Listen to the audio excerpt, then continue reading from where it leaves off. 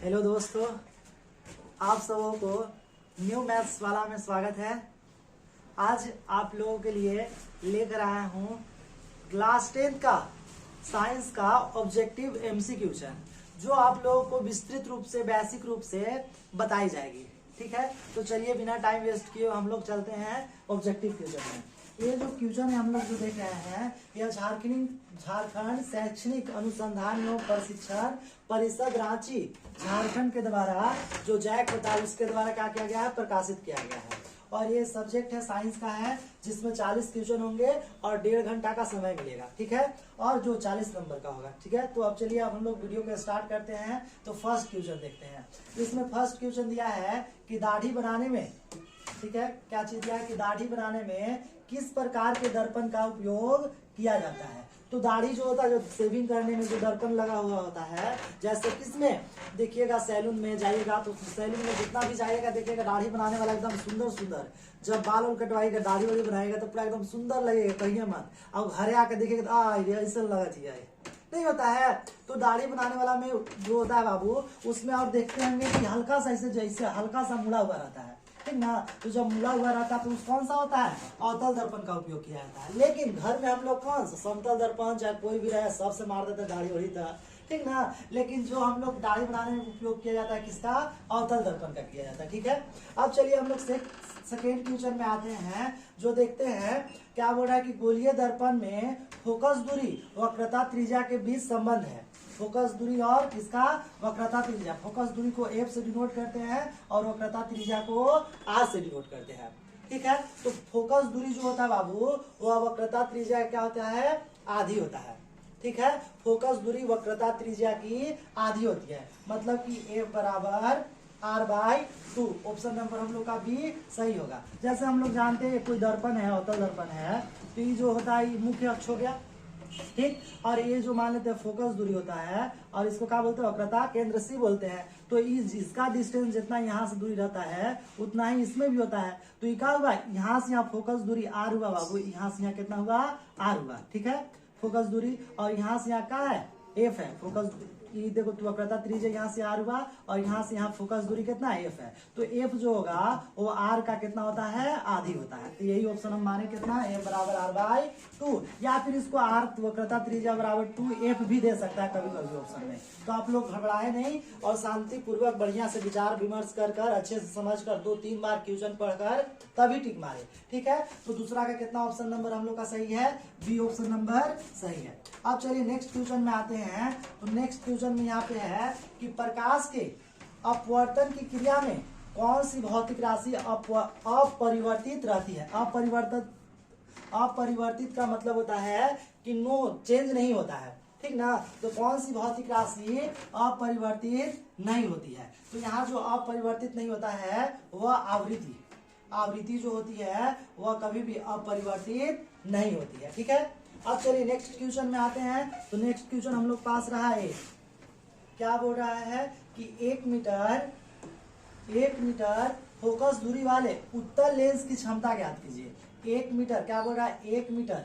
ठीक है, तो हम लोग यहाँ दिया हुआ है कि फोकस दूरी, फोकस F बराबर कितना दिया है बाबू, 1 मीटर दिया हुआ है, 1 मीटर दिया। ठीक है, और जिसमें बोल रहा है कि फोकस दूरी वाले उत्तल लेंस, उत्तल क्या अक्षर का है, 3 अक्षर का। तो माइनस भी क्या अक्षर का होता है, -4 अक्षर का होता है, प्लस 3 अक्षर का। तो इसमें क्या हो जाएगा, प्लस रहेगा। 3 अक्षर का प आधा प्लस होता है कि नहीं, तो प्लस भी 3 अक्षर का, उत्तल भी 3 अक्षर का। तो अब हम लोग जान गए यहाँ क्या होगा, प्लस में होगा। ठीक है, अब उसके बाद ये बोल रहा है कि उसकी क्षमता P, तो P बराबर कितना होता है, 1 कितना होता है, F होता है। P बराबर क्या चीज, लेंस की क्षमता P बराबर 1/F होता है। ठीक है, तो F का वैल्यू हम लोग पास दिया हुआ है कितना, 1 मीटर। तो P बराबर हम लोग पास कितना हो जाएगा, 1/, और F की जगह पर 1, तो 1 बराबर 1, तो 1 हो गया। कितना हो गया, 1 डायोप्टर हो गया। तो इसका क्षमता कितना हो जाएगा, अब क्या किया, देखिए प्लस में है, क्या कि उत्तल की कितना अक्षर का, 3 अक्षर का, और प्लस भी 3 अक्षर का। तो इसीलिए क्या हो गया, इसमें प्लस हो गया। तो प्लस में कितना बाबू, P पावर बराबर 1D। तो कितना हम लोग का ऑप्शन नंबर बी आ गया। ठीक है, अगर अवतल रहता, अवतल तो अवतल का होता है माइनस माइनस माइनस माइनस कितना 4 अक्षर का, ये भी 4 अक्षर का, तब माइनस होता है। ठीक है, अब इतना तो आप लोगों को समझ में आ गया। अब चलिए नेक्स्ट क्वेश्चन में आते हैं। तो ये इसी से रिलेटेड है, क्या बोल रहा है, 4D क्षमता। तो क्षमता का मतलब यहाँ का दिया हुआ है P। ठीक है, P कितना है, 4 डायोप्टर है। ठीक है, अब आने वाले अवतल लेंस, कौन सा लेंस है, अवतल लेंस। तो अवतल, अवतल कितना 4 अक्षर का, तो क्या होगा माइनस, मतलब कि इसका जो आएगा हम लोग का किस में आएगा, माइनस में आएगा। ठीक है, कि फोकस दूरी क्या है, कि फोकस दूरी क्या होगी। ठीक है, तो फोकस दूरी F बराबर कितना होता है, फोकस दूरी P बराबर हम लोग जानते हैं 1/F आता है। ठीक है, जिसमें फोकस दूरी वाट हम लोग से पूछा है कितना होगा। तो अब हम लोग P का वैल्यू दिया है कितना, 4 दिया है, तो 4 यहाँ रख देंगे, 4 बराबर 1/F का 1/F। अब कैसे गुना, नीचे वाला ऊपरे, ऊपरे वाला नीचे लाएंगे, तो F ऊपर चल गया, नीचे का आ गया 4 आ गया। तो इसका जो आया हम लोग का किस में आया, मीटर में आया। जब भी फोकस दूरी निकलता है तो क्या में निकलता है, मीटर में, लेकिन हम लोग को क्या में लाना है, सेंटीमीटर में लाना है। तो मीटर से सेंटीमीटर में बदलने के लिए कितना से गुना करते हैं, 100 से गुना करते हैं। तो 100 से गुना करेंगे तो 4 बाजी में 100 कितना टाइम्स में आएगा, कितना बार में आएगा, तो 25 चौका 100, तो कितना हम लोग पास आ गया, इतना 25 सेंटीमीटर आ गया। तो चलिए इसका आंसर हम लोग कितना जानते हैं, 25 सेंटीमीटर हुआ। ठीक है, अब चलिए हम लोग नेक्स्ट क्वेश्चन में चलते हैं। अगर नोट करना हो तो कर लीजिएगा और देखिएगा। नेक्स्ट क्वेश्चन हम लोग पास रहा ए। अब यहाँ देखिए क्वेश्चन नंबर 6, जिसमें हम लोग को बोल रहा है कि वाहन के अग्रदीप, अग्रदीप मतलब आगे वाला हेडलाइट, जैसे गाड़ी के हेडलाइट में रहता है, तो इसमें जो लगा रहता है, यहाँ बोलवा इसे लगा रहता है छोटे सा, तो इसमें जो होता है, इसमें कौन सा दर्पण का उपयोग किया जाता है, तो हम लोग का अवतल दर्पण का उपयोग किया जाता है। कौन सा दर्पण, अवतल दर्पण का उपयोग किया जाता है। चलिए अब नेक्स्ट क्वेश्चन में देखते हैं कि मानव नेत्र के जिस भाग पर किसी वस्तु का प्रतिबिंब बनता है वह है।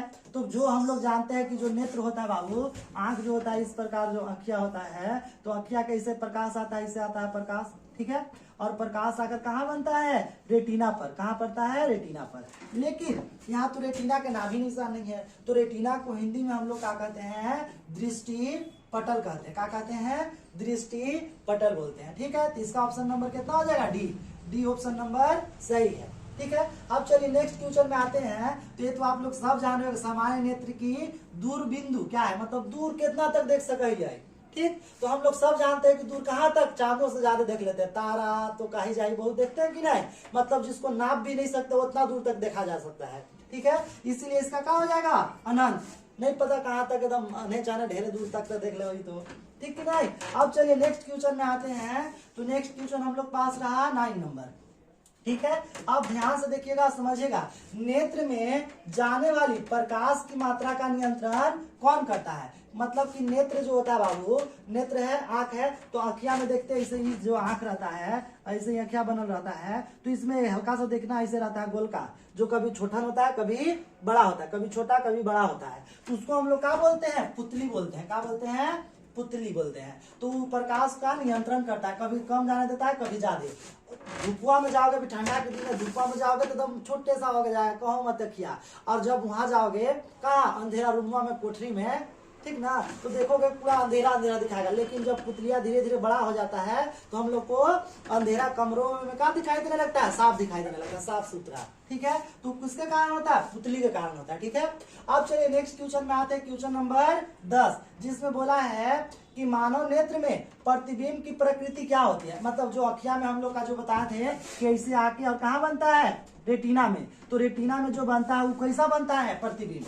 ठीक ना, प्रतिबिंब की प्रकृति कैसी होती है, तो ये जो वास्तविक होता है, हम लोग तो जा रहे हैं कुछ भी देखते तो वास्तविक रहेगा, एक तो गारंटी है कि वास्तविक होगा ही होगा। लेकिन वास्तविक के साथ क्या बनता है, उल्टा बनता है बाबू। वास्तविक के साथ क्या बनता है, उल्टा बनता है। तो इसका क्या हो जाएगा, आंसर नंबर 10 का डी नंबर हो जाएगा। ठीक है, अब चलिए नेक्स्ट क्वेश्चन में आते हैं। तो नेक्स्ट क्वेश्चन हम लोग पास रहा है कि 1 किलोवाट घंटा, 1 किलोवाट घंटा निम्न में से किसकी इकाई है, मतलब कि घर में जो बिलवा आता है, जैसे 10 किलोवाट नहीं आता है, 10 किलो, 15, 100, 200, 300 आता है कि नहीं। और बिजली बिल जो आता है वो किसका काम होता है, उसका वह ऊर्जा का होता है। किसका होता है, ऊर्जा का। जितना टीविया देख के ऊर्जा खत्म करोगे, पंखा चला के, अभी हीटर चला के, तो किसका रहता है, ऊर्जा के लिए रहता है।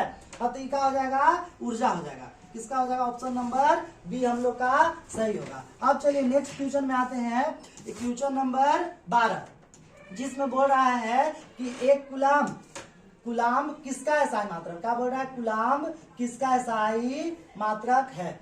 तो हम लोग सब जानते हैं, बचपने से पढ़ते हैं, कुलाम किसका है एसआई मात्रक? आवेश का। किसका? विद्युत आवेश का एसआई मात्रक कितना होता है? कुलाम होता है।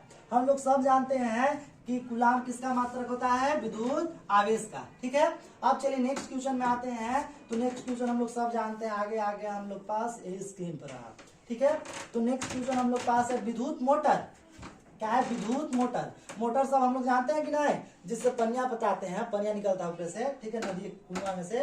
तो विद्युत मोटर एक युक्ति है जो परिवर्तित करती है। क्या करती है? परिवर्तन, मतलब कि जो दूसरे रूप में परिवर्तित करती है। तो किसको किस में परिवर्तित करती है? तो देखो, यांत्रिक ऊर्जा को विद्युत ऊर्जा। तो मोटरवा से क्या बोलते हैं? विद्युत मोटर से क्या होता है? वो ऊर्जा मिलता है, विद्युत ऊर्जा मिलता है? नहीं मिलता है। विद्युत ऊर्जा को यांत्रिक ऊर्जा में, रासायनिक ऊर्जा विद्युत ऊर्जा में, विद्युतीय ऊर्जा को रासायनिक ऊर्जा, तो ई वाला तो नहीं होगा, ई वाला तो कभी नहीं होगा। रासायनिक ऊर्जा कहाँ से आ जाएगा? विद्युत ऊर्जा को रासायनिक ऊर्जा में, रासायनिक ऊर्जा में तो नहीं बदलता है। तो कौन ऑप्शन नंबर हम लोग का सही है? B number. विद्युत ऊर्जा को किस में बदलता है? यांत्रिक ऊर्जा में बदलता है। ठीक है, अब हम लोग देखेंगे जिससे कैसे होगा विद्युत ऊर्जा। जैसे उसमें करंट देते हैं तो पनिया को क्या करता है? खींचता है। तो कुछ ना कुछ ऊर्जा ही ना, आंतरिक ऊर्जा है, इसीलिए इसका क्या हो जाएगा? विद्युत ऊर्जा को यांत्रिक ऊर्जा में बदलती है। अब चलिए नेक्स्ट क्वेश्चन आते हैं। तो नेक्स्ट क्वेश्चन हम लोग पास ये रहा, कौन नंबर? 14 नंबर। ध्यान से देखिएगा कि जल का विद्युत अपघटन किस प्रकार की अभिक्रिया है? जल का अपघटन, ठीक है, क्या चीज बोल रहा है? जल का विद्युत अपघटन, विद्युत के द्वारा अपघटन होता है। जब उसमें जल में करंट पास करते हैं तो हाइड्रोजन ऑक्सीजन क्या होता है? बढ़ जाता है, मतलब क्या होता है? वियोजित हो जाता है। क्या होता है? वियोजन, मतलब एक दूसरे से क्या होना? टूट जाना, हट जाना। तो जब हाइड्रोजन और ऑक्सीजन जब वियोजित हो जाता है तो उसको हम लोग क्या बोलेंगे? वियोजन अभिक्रिया। क्या बोलेंगे बाबू? वियोजन अभिक्रिया बोलेंगे। ठीक है, अब चलिए नेक्स्ट क्वेश्चन में आते हैं, क्वेश्चन नंबर 15, जिसमें बोल रहा है कि CuO प्लस H2 और रिएक्शन करना है किससे? Cu प्लस H2O से बना रहा है। ठीक है, तो हम लोग देखें कि CuO जो है वो हाइड्रोजन से H2 से रिएक्शन करके अभिक्रिया करके क्या चीज बना रहा है? Cu प्लस H2O बना रहा है, ऐसा बना रहा है। ठीक है, अब बोल रहा है दिए हुए अभिक्रिया में किस पदार्थ का उपचयन होता है? उपचयन हो रहा है। तो उपचयन हम लोग जानते हैं वैसा अभिक्रिया जिसमें ऑक्सीजन का होता है, जुड़ता है। ठीक है, तो इसमें किसमें ऑक्सीजन जुट रहा है? तो देखिए H2O में क्या हो रहा है? ये जो H2O है इसमें जाकर ऑक्सीजन यहाँ क्या हो रहा है? जुड़ रहा है। तो इसका किसका होगा? H2 का होगा। इसमें ऑप्शन नंबर कितना? ऑप्शन नंबर डी होगा।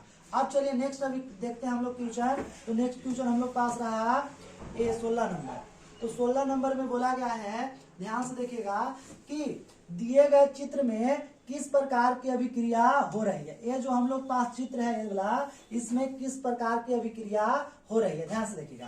तो ये जो कॉपर सल्फेट है बाबू, कॉपर सल्फेट का विलयन है जो ब्लू ब्लू कलर का है, वो विलयन है, मतलब CuSO4 है कॉपर सल्फेट का। उसमें लोहे का कील मतलब कि Fe, लोहा का सूत्र कितना होता है? Fe होता है, Fe। ठीक है, जब कॉपर सल्फेट में लोहा के साथ अभिक्रिया कराई जाती है तो हम लोग को बनता है क्या चीज? FeSO4 plus Cu, copper. ठीक है, मतलब ये क्या होता है? आयरन सल्फेट का निर्माण होता है और कॉपर का हो जाता है, अलग हो जाता है। तो इसमें देखिए संयोजन अभिक्रिया, तो संयोजन तो नहीं हो रहा, दो पदार्थ मिलकर एक नए पदार्थ का निर्माण नहीं कर रहा है। दूसरा वियोजन भी तो नहीं होगा, कहा कि एगो टूट कर दूगो तो नहीं बन रहा है। ठीक है, तीसरा आता है विस्थापन अभिक्रिया। तो विस्थापन अभिक्रिया को हम लोग जानते हैं कि वैसी अभिक्रिया जिसमें, ध्यान से सुनिएगा, वैसी अभिक्रिया जिसमें कोई तत्व किसी यौगिक के तत्व को हटाकर उसका स्थान खुद ग्रहण कर लेता है तथा नए यौगिकों का निर्माण करता है। तो एक तो ये तत्व हुआ, ये क्या चीज है? तत्व है, और ये क्या है? यौगिक है। तो ये जो तत्व हुआ, इस यौगिक के एगो तत्व Cu को क्या करता है? रिप्लेस करता है, हटा देता है, और उसके जगह पर बैठ के एक नया तत्व का यौगिक का क्या करता है? निर्माण करता है। तो उसको हम लोग क्या कहते हैं? विस्थापन अभिक्रिया बोलते हैं। क्या बोलते हैं? विस्थापन अभिक्रिया। तो इसमें ऑप्शन नंबर हम लोग का सी का है, करेक्ट है, सही है। तो चलिए अब नेक्स्ट हम लोग आते हैं क्वेश्चन में। नेक्स्ट क्वेश्चन हम लोग पास कितना है? 17 नंबर। 17 नंबर जो है वो हम लोग सब जानते हैं कितना होता है। 17 नंबर में बोला है कि निम्न में से कौन निम्न में से कौन प्राकृतिक सूचक का उदाहरण? प्राकृतिक सूचक तो हम लोग सब जानते हैं, प्राकृतिक सूचक हल्दी होता है, लिटमस होता है, यही सब होता है कि नहीं? तो इसमें देखेंगे मिथाइन का है, मिथाइन ऑरेंज ये नहीं होता है, फेना क्या है, फिनाफथेलिन, लिटमस पत्र। तो इसका आंसर क्या आ जाएगा? लिटमस पत्र हम लोग का क्या है? ये प्राकृतिक सूचक है। ठीक है, अब चलिए हम लोग नेक्स्ट क्वेश्चन में आते हैं। तो नेक्स्ट क्वेश्चन हम लोग पास रहा है ए, जिसमें देखिए बताया गया है 18 क्वेश्चन नंबर में कि किसी बिलियन ना का पीएच मान 10 है। किसी भी बिलियन है बाबू, उसका पीएच मान कितना है? 10 है। वह निम्न में से क्या होगा? तो हम लोग सब जानते हैं जो पीएच स्केल होता है, क्या चीज बाबू? PH scale. जो पीएच स्केल होता है उसको हम लोग जानते हैं, जो नीचे रहता है 7, जिसका 7 होता है वह क्या होता है? उदासीन। उदासीन कहने का मतलब है जल, पानी होगा। ठीक है, और जब 7 से जो कम रहता है, 7 से कम, उसको हम लोग क्या बोलते हैं? अम्ल बोलते हैं। और जो 7 से ज्यादा अधिक होता है 7 से अधिक होता है उसको हम लोग क्या बोलते हैं? क्षार या क्षारक बोलते हैं। तो इसमें बोला है कि पीएच मान कितना है? 10 है। तो 10 मतलब 7 से ज्यादा है तो क्या होगा? क्षार होगा। तो ऑप्शन में हम लोग का क्षार डी नंबर में, तो ऑप्शन नंबर डी हम लोग का क्या हो जाएगा? सही हो जाएगा। अब चलिए नेक्स्ट क्वेश्चन में आते हैं। तो नेक्स्ट क्वेश्चन हम लोग पास ये दिया हुआ है, देखिए क्या बोल रहा है कि दिए गए चित्र में, ध्यान से पढ़िएगा, सुनिएगा, दिए गए चित्र में दिया गया चित्र क्या सूचित करता है? ये जो दिया गया चित्र है ये क्या चीज सूचित करता है? तो ऑप्शन में देखेंगे, हमें हमेशा हाथ साफ करना चाहिए। तो ये जो चित्रवा इसे बना रहा है, इसमें डाल रहे थे, काट दे रहा है, कट जाते जा रहा है, मतलब गलते जा रहा है। तो ऐसा कब होता है? जब तेजाब या अम्ल जो होता है जब किसी में डाला जाता है तब ऐसा होता है। देखते हैं फिल्म उलिम में सब में देखते हैं। उसी प्रकार ही बोल रहा है कि हमें ऑप्शन में ए में बोला है हमें हमेशा हाथ साफ रखना चाहिए। तो ये तो ऐसा नहीं दर्शा रहा है हाथवा साफ होगा तो गलते जाएगा का? नहीं नहीं। आप चलिए बी में आते हैं। तो हमें प्रयोगशाला में हाथ धोकर जाना चाहिए। तो ये कौन है भाई? ऐसे साबुन लगाओ तो देखो नहीं किया कि धो के जाएंगे, ये भी कहा होगा? नहीं होगा। तीसरा, हमें अम्ल से हाथ धोना चाहिए। अम्ल से हाथ धो के हम लोग हाथवा खोलेंगे का? अम्लवा हाथवा में जाएगा तो क्या होगा? सब मसवा के गलैले नीचे नीचे चल जाएगा। ठीक ना, खाली हड्डी बचेगा, हड्डी, और उसमें बढ़िया स्ट्रॉन्ग अम्ल रहा तो हड्डियों को गला देगा। ठीक है, अब चलिए आगे आते हैं डी नंबर। किसी भी नहीं होगा। सांद्र अम्ल तथा क्षार वाले बर्तन को चेतावनी, हाँ ये सही है कि चेतावनी दिया, अगर हाथ में गिर जाएगा तो क्या हो जाएगा? जल जाएगा, सब खत्म हो जाएगा। ठीक है, तो ऑप्शन नंबर इसका डी सही है। अब चलिए नेक्स्ट क्वेश्चन में आते हैं। तो नेक्स्ट क्वेश्चन हम लोग पास कौन है? 20 नंबर। तो 20 नंबर में बोल रहा है कि इमली में कौन सा अम्ल होता है? इमली में कौन सा अम्ल? तो इमली में हम लोग सब जानते हैं कौन सा? टार्टरिक अम्ल होता है। ठीक है, संतरा और नींबू में क्या चीज? सिट्रिक अम्ल होता है। ठीक है, और दही में कौन सा होता है? कौन सा? लैक्टिक अम्ल होता है। तो सब हम लोग जानते हैं। अब चलिए नेक्स्ट आते हैं क्वेश्चन में कि कौन अधातु, क्या बोला बाबू?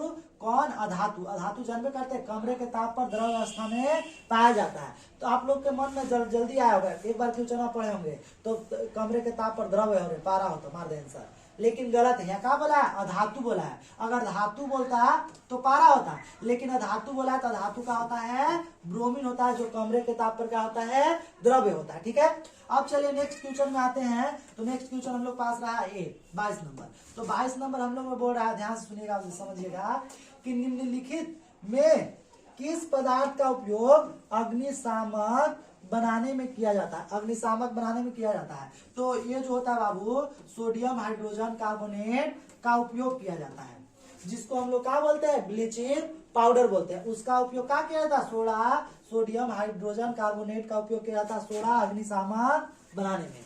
ठीक है, अब चलिए नेक्स्ट हम लोग आते हैं। तो नेक्स्ट हम लोग का क्वेश्चन नंबर कितना है? 23 है, जिसको हम लोग सब जानते हैं शुरू से लेकर अंत तक। क्या चीज जानते हैं बाबू? कि आधुनिक आवर्त सारणी किस आधार पर बनाया गया है? ठीक है, तो हम लोग जानते हैं हाइड्रोजन, हीलियम, लिथियम, बेरिलियम, ये सब हाइड्रोजन का 1, हीलियम का 2, लिथियम का 3, ये सब जो होता है क्या है? परमाणु संख्या है। तो परमाणु संख्या के आधार पर क्या किया गया? बनाया गया है। तो क्या हो जाएगा इसका? परमाणु संख्या। ऑप्शन नंबर ए सही होगा। अब देखिए सेकेंड अगला क्वेश्चन 24 नंबर देखेंगे, जिसमें बोला है निम्नलिखित में से कौन धातु सबसे अधिक अभिक्रियाशील है? मतलब कौन सा धातु सबसे अधिक अभिक्रियाशील है? तो सबसे अधिक अभिक्रियाशील हम लोग सब जानते हैं कि सबसे पहले क्या होता है? पोटेशियम, फिर क्या चीज? सोडियम, फिर कैल्शियम, फिर एल्युमिनियम, ये सब होता है कि नहीं? सबसे पहले पोटेशियम के होता है, फिर सोडियम Na होता है, फिर कैल्शियम Ca, फिर एल्युमिनियम Al, ये होता है। तो सबसे ज्यादा कौन होता है? पोटेशियम। तो हम लोग का ऑप्शन नंबर 1 क्या हो जाएगा? सही हो जाएगा। अब चलिए नेक्स्ट क्वेश्चन में आते हैं। तो नेक्स्ट क्वेश्चन बोल रहा है कि पृथ्वी, ध्यान से समझिएगा, कि बोल रहा है पृथ्वी की भूपर्पटी, पृथ्वी का बाबू भूपर्पटी जो है, पृथ्वी की भूपर्पटी में प्राकृतिक रूप से पाए जाने वाले तत्व या यौगिक को क्या कहते हैं? तो हम लोग बताए थे कि पृथ्वी के अंदर से खनन के द्वारा जो भी चीज निकाला जाता है उससे हम लोग क्या कहते हैं? खनिज कहते हैं। क्या कहते हैं? खनिज। तो ये भूपर्पटी मतलब पृथ्वी के अंदर से जो निकाले वो क्या निकालते हैं? खनिज निकालते हैं। ठीक है, तो इसका ऑप्शन बी सही हो जाएगा। ठीक है, खनिज। अब आगे आते हैं। आगे हम लोग को बताया गया है कि प्रोपेनॉल में कौन अभिक्रियाशील समूह मौजूद है? मतलब कि अभिलक्षीय समूह या क्रियात्मक समूह उपस्थित है। तो हम लोग जानते हैं कि लास्ट में क्या लग रहा है? ऑल। क्या लग रहा है? ऑल। और ऑल जो होता है किसका होता है? अल्कोहल का होता है। अल्कोहल किसका होता है? अल्कोहल का होता है, जिसको लास्ट में कितना होता है? OH होता है। इसका सूत्र में क्या होता है? OH। प्रोपेन क्या होता है? मीथेन, इथेन, प्रोपेन होता है कि नहीं? मीथेन के बाद इथेन, इथेन के बाद प्रोपेन होता है। ठीक है, तो उसमें प्रोपेन कितना हो जाएगा? नंबर पर 3 आएगा। तो इसका कितना होता है बाबू? एल्कोहल होता है। कितना होता है? एल्कोहल होता है। ठीक है, अब चलिए नेक्स्ट हम लोग देखते हैं क्वेश्चन। तो नेक्स्ट हम लोग का क्वेश्चन है 27 नंबर। 27 नंबर में हम लोग को बोला गया है कि प्रकाश संश्लेषण, ध्यान से सुनिएगा, समझिएगा। इसमें बोला गया है कि प्रकाश संश्लेषण प्रक्रिया में निम्नांकित में क्या नहीं होता है? तो प्रकाश संश्लेषण जब अभिक्रिया होता है पेड़ पौधों में तो क्या नहीं होता है? क्या पूछा है? नहीं होता है। तो ध्यान सुनिएगा, जल का टूटना ये होता है, ऑक्सीजन का मुक्त होना, ऑक्सीजन मुक्त होता है तो हम लोग सांस रख के जिंदा रहते हैं, तबला टपकल रहते हैं। ठीक है, अब आगे है कार्बन डाइऑक्साइड का मुक्त होना। तो कार्बन डाइऑक्साइड मुक्त होता है कि लेता है? बुड़बक लेके दे दिया ऐसा, बुड़बक बनाने के लिए। इसका ऑप्शन कितना आ जाएगा? सी। क्या है कि यह कार्बन डाइऑक्साइड मुक्त नहीं होता, क्या करता है? ग्रहण करता है। अब चलिए नेक्स्ट क्वेश्चन में आते हैं। तो नेक्स्ट क्वेश्चन क्या है? फ्लोएम से खाद्य पदार्थों का परिवहन पौधों में किस दिशा में होती है? मतलब ऊपर होती है, नीचे होती है, कि दाएं होती है कि बाएं होती है? तो ये जो फ्लोएम खाद्य पदार्थ का परिवहन करता है, मतलब खाद्य का, भोजन का, इस सब में करेगा। सब जहाँ मान लीजिए पौधा है, ये पौधा का टहनी निकला है, ये से निकला है, पता ही है इसे। ठीक है, इधर है पता ही, फूल है बढ़िया मस्त वाला गुलाब है चमेली के। ठीक है, ऐसे से है। तो इसमें जो इधर पता ही निकला है, इधर ऐसे है, ऐसे इधर है। तो ये जो भोजन बना पता है यही रखेगा कि इधर भी भेजेगा, इधर भी भेजेगा, इधर भी भेजेगा। तो क्या होता है कि ऊपर नीचे दोनों की ओर क्या करता है? भेजता है। ठीक है, अब चलिए नेक्स्ट आते हैं हम लोग कि वृक्क कहा। नेक्स्ट क्वेश्चन में हम लोग देखते हैं। तो नेक्स्ट क्वेश्चन हम लोग का क्वेश्चन नंबर 29। तो 29 क्वेश्चन नंबर में बोल रहा है कि वृक्क मतलब क्या होता है? किडनी। वृक्क का मतलब किडनी की रचनात्मक तथा क्रियात्मक इकाई को क्या कहते हैं? तो वृक्क की रचनात्मक और क्रियात्मक इकाई को कहते हैं हम लोग वृक्क। क्या बोलते हैं? वृक्क बोलते हैं। इसका ऑप्शन नंबर बी क्या हो जाएगा? सही हो जाएगा। अब चलिए हम लोग नेक्स्ट क्वेश्चन में आते हैं। क्वेश्चन नंबर 30 और जो बढ़िया है देखिएगा, ध्यान समझिएगा।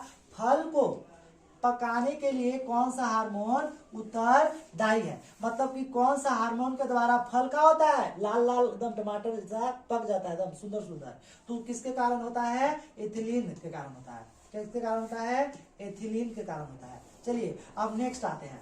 तो नेक्स्ट देखेंगे, एस्ट्रोजन स्रावित होता है। एस्ट्रोजन जो होता है बाबू, वह महिलाओं का क्या होता है? महिलाओं का हार्मोन होता है। ठीक ना, महिलाओं का जनन हार्मोन होता है, जो कहाँ स्रावित होता है? अंडाशय द्वारा। किसके द्वारा होता है? अंडाशय द्वारा होता है। और टेस्टोस्टेरोन किसका होता है? पुरुष का होता है। वो जो किसके द्वारा स्रावित होता है? किसके द्वारा? वृषण के द्वारा होता है। ठीक है, अब आगे हम लोग देखेंगे, ध्यान से सुनेंगे कि नर युग्मक और मादा युग्मक के संलयन को क्या कहते हैं? जब मादा वाला और नर वाला दोनों वाला मिल जाता है तो क्या होता है? निषेचन कहलाता है। क्या कहलाता है? निषेचन। ठीक ना, जब नर और मादा दोनों का मिलता है बाबू तो क्या कहलाता है? निषेचन कहलाता है दोनों। ठीक है, अब चलिए नेक्स्ट आते हैं। तो नेक्स्ट हम लोग का जानना है 33 क्वेश्चन नंबर, जो क्या पर है? आधारित, चित्र पर आधारित है। तो चित्र में देखेंगे हम लोग, समझेंगे, ध्यान देंगे कि इसमें चित्र में बोला गया है कि दिए गए चित्र में कौन सा जनन हो रहा है, जनन का कौन सा प्रकार है। तो ये देखिए हाइड्रा में क्या हो रहा है? मुकुलन हो रहा है। क्या हो रहा है बाबू? मुकुलन। तो हाइड्रा में मुकुलन का चित्र दर्शाया गया है। ठीक है, अब ध्यान से समझेंगे। नेक्स्ट क्वेश्चन आगे जो हम लोग का आ गया 34 नंबर। 34 नंबर बोला गया है कि पक्षियों में पक्षी और चमगादड़ के पंख हैं। कौन सा समजात अंग है, अवशेषी या जीवाश्म या असमजात अंग है।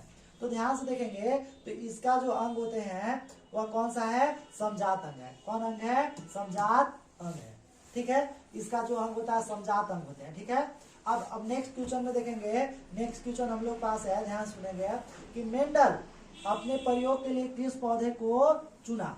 मेंडल जो है अपने प्रयोग के लिए किस पौधे, तो हम लोग सब जानते हैं, शुरू से पढ़ रहे हैं, कौन सा, मटर वाला।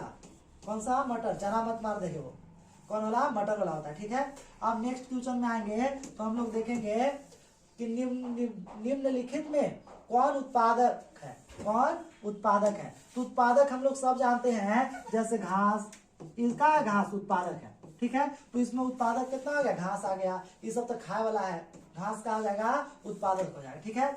अब चलिए नेक्स्ट क्वेश्चन देखेंगे, किसी आहार श्रृंखला में शाकाहारी का निर्माण होता है तो कौन सा, देखिए कौन सा, प्रथम पोषी स्तर, द्वितीय, तृतीय, चतुर्थ पोषी स्तर। तो सबसे पहले हम लोग जानते हैं घास। घास को कौन खाता है, बकरी या हिरन, कुछ भी मान लो, कौन खाता है, हिरन। हिरन को कौन खाता है, बाघ, और बाघ को कौन खाता है, कुछ भी, चील, कौवा, चील खाता है, ठीक है। अब देखिए जो घास है वो क्या है, उत्पादक है, उत्पादक, उत्पादक इसको हम लोग क्या कहते हैं, प्रथम पोषी स्तर, प्रथम पोषी स्तर है, पोषी स्तर है, ठीक है, पोषी स्तर। हिरन का है, यह है शाकाहारी, शाकाहारी, जो क्या होता है, द्वितीय, द्वितीय पोषी स्तर होता है, द्वितीय पोषी स्तर होता है, ठीक है, द्वितीय पोषी स्तर। तीसरा क्या है, बाघ, ये क्या है, मांसाहारी है, मांसाहारी, जो क्या है, तृतीय पोषी स्तर। तो इसमें पूछा है कि आहार श्रृंखला में शाकाहारी, शाकाहारी कौन सा है, ये है द्वितीय पोषी स्तर, कौन सा है, हिरन है, जो द्वितीय पोषी स्तर है। तो इसमें द्वितीय कहाँ है, B option number, B option number क्या है हम लोग का सही है। अब चलिए नेक्स्ट क्वेश्चन में आते हैं, तो नेक्स्ट क्वेश्चन हम लोग पास ये रहा 38 क्वेश्चन नंबर 38 में हम लोग को बोल रहा है कि ओजोन परत के अपक्षय के लिए जिम्मेवार है। तो हम लोग जानते हैं ओजोन परत के अपक्षय के लिए जो होता है सबसे ज्यादा क्या होता है, CFC होता है, क्लोरोफ्लोरोकार्बन। कौन सा होता है बाबू,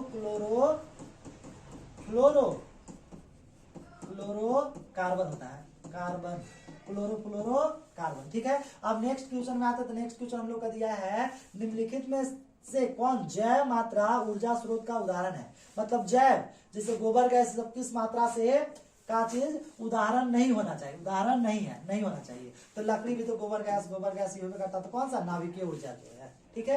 तो इसका ऑप्शन नंबर 39 का सी। अब हम लोग का लास्ट क्वेश्चन आया, जो यहाँ पे 40 नंबर है, आज का लास्ट क्वेश्चन। तो लास्ट क्वेश्चन देखेंगे हम लोग पास है कि पवन ऊर्जा उत्पादन के लिए पवन का चाल न्यूनतम कितना होना चाहिए। तो हम लोग का होना चाहिए 15 किलोमीटर पर घंटा। जब 15 किलोमीटर पर घंटा के रफ्तार से एकदम चपले जाएगा हवैया, तब क्या होगा, विद्युत का निर्माण होगा, मतलब पवन ऊर्जा का उत्पादन होगा। अगर इतना से कम रहा तो नहीं होगा, क्योंकि इतना से कम चपले नहीं जाएगा, इसीलिए क्या होगा, नहीं होगा। तो आज के लिए इतना ही करते हैं। अगर पसंद आया होगा तो आप लोग जरूर से जरूर लाइक करें, सब्सक्राइब करें और कमेंट करें। अगर कोई त्रुटि भी होती है तो जरूर एक बार कमेंट करके बताएं, और जरूर से जरूर लाइक करें और सपोर्ट जरूर करें।